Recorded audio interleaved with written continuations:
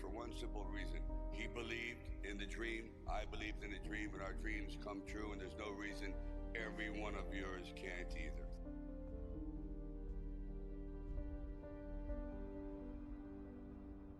I used to sit in this little apartment, and it was a room. As a matter of fact, the room was so small, I remember I was able to open up the window and close the door while sitting on the bed at the same time. It was like 8 feet by 8 feet by 9 feet. But the one thing about that room, there was really very little distraction. So I would sit there propped up in bed, and I'd go out with my big pen and legal pad and just start writing these stories. And most of them were very, very trivial. But there was something about the process of unrealized dreams. I was always brought back to this subject because I think it's one of the most enduring subjects and one of the most difficult passages for people to accept, that they never were realized in their own lifetime, that they just didn't get that shot.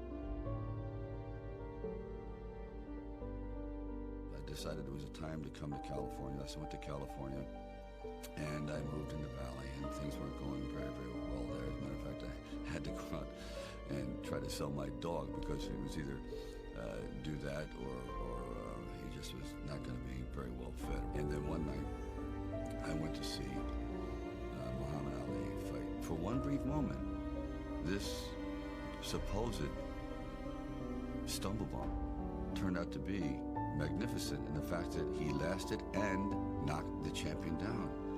I said, boy, if this isn't a metaphor for life. His entire life crystallized at that moment. He will be remembered for all eternity, at least among the fight fans. He did something extraordinary. I said, now that is probably what I need as a catalyst for an idea. A man who's going to stand up to life and take one shot and maybe go the distance. So I started to write. And it was one of those writing frenzies. And 3 days later, I came up with the script of Rocky. Now, the script by no means was a finished piece of material. It was probably about 90 pages, and maybe 10% of it remained in the final script, but it was done. So we're talking a little bit, and I guess I really wasn't right for the acting part. And on the way out, I said, oh, I don't know if it matters, but I do a little bit of writing. Because really, he says, yeah, I'm writing this story, I have this thing about wrestlers, and I might do something about boxing. Well, he says, well, bring it around. And I thought, if I hadn't stopped on the way out, that's why I tell all actors or writers, don't give up, keep talking. Eventually you might hit a nerve somewhere and they go, come on back. And if they didn't say, come on back, or bring it later and let's see what you've developed, I wouldn't be sitting here. So I have to give incredible credit to their insight and their patience, and they're willing to take a chance, which it doesn't exist much anymore, unfortunately.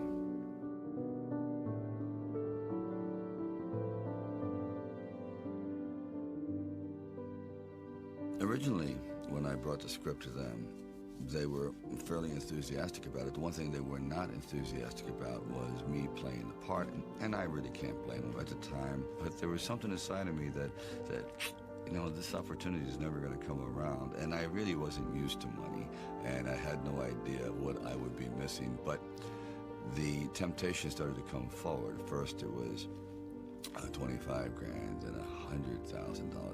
I never heard of $100,000 because I had like $106 in the bank, and like I said, I had to sell my dog, and things were not looking very, very good. My $40 car in this bin, and it went up to $330,000, and probably I heard it went up to $360,000, and I thought, all right, you've really managed poverty very well. You've got the life. So I thought, you know what?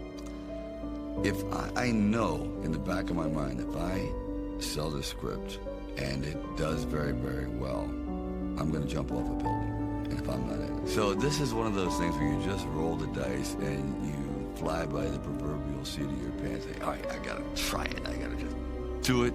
I may be totally wrong, and I'm going to be taking a lot of people down with me, but I just believe in it. We were working with the handheld camera at the time with Garrett Brown, and it was somewhat experimental. And he'd film me running through shopping malls and up down the steps and flights. curved corridors along the river until finally my legs basically gave out and I'm like writhing on the ground, and I want to rise up and say, John, I'm dying here. And he goes, no, use it. Use the pain. I said, for what? I mean, I'm in misery. He goes, well, no. You know, it's giving your character, it's giving him some depth. I said, it's giving me bruises. It's giving me like agony. I can't sleep at night. Like the scene where we just jumped out and saw this ship along the dock, this docked along the pier. I said, just jump out, run as fast as you can along the ship, and I'm running and running. I said, you know what? My legs are buckling. I'm literally going to crash down here. Teeth are going to go, jaw, face. I'm just going to be ground down to this flat-faced image. Please. And I just barely made it.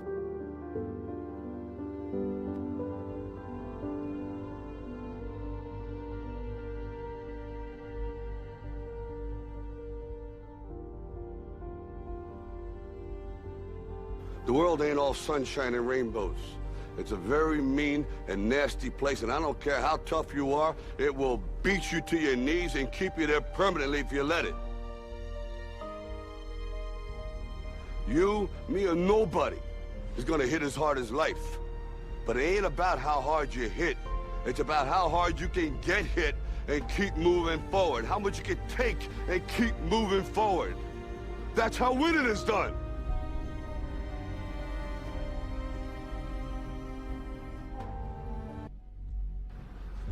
Now, if you know what you're worth, now go out and get what you're worth. But you gotta be willing to take the hits and not pointing fingers saying you ain't where you wanna be because of him or her or anybody. Cowards do that, and that ain't you. You're better than that.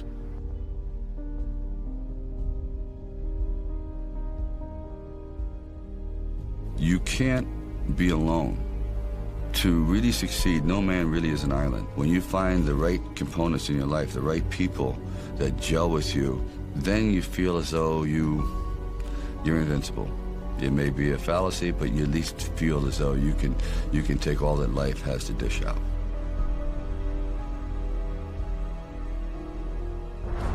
At the very end of our lives, if we can still say, you know, we were never humbled, we were knocked down, but we got up, and I can say, I lived life with integrity, and I took all the blows, as the song says, and I still prevailed.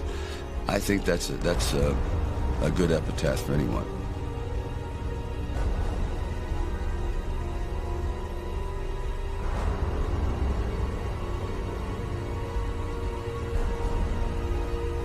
It's all about dreams, you know, and by the way, dreams cost nothing. They're free. The hard part is just keeping them going, and please keep them going, because we're here for one simple reason. He believed in the dream, I believed in the dream, and our dreams come true, and there's no reason